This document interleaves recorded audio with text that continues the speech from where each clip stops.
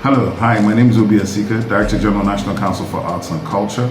It's an absolute pleasure to be here today with you. We are endorsing the Things Fall Apart Festival holding in Enugu, June 29th to July 5th, hosted by the Center for Memories. This is an extremely important festival discussing works and themes around the legendary literary icon. And we've been asked to read a passage from my favorite passage from the book, so here goes. A man who calls his kinsmen to a feast does not do so to redeem them from starving. They all have food in their houses. So when we gather in the moonlight at village ground, it is not because of the moon. Every man can see it in his own compound.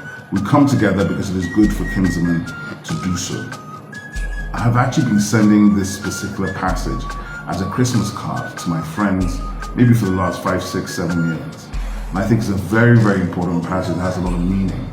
It's really talking about community, about togetherness, whether it's your friends or your family, about the importance of being together and sharing space and time together. And I think in this age of social media, where we use phones and WhatsApp and all these other platforms to communicate with our friends and family, we don't actually see them a lot of times. So I think it's such an important passage. It's absolutely timeless and just speaks to the genius of Achebe. And I'd like to challenge Ali Baba to read his favorite passage from Things Fall Apart. And I'd like to challenge the Honorable Minister for Arts, Culture, Tourism and the Creative Economy, Barrister Hannatu Musa Musawa, to read her favorite passage from Things Fall Apart.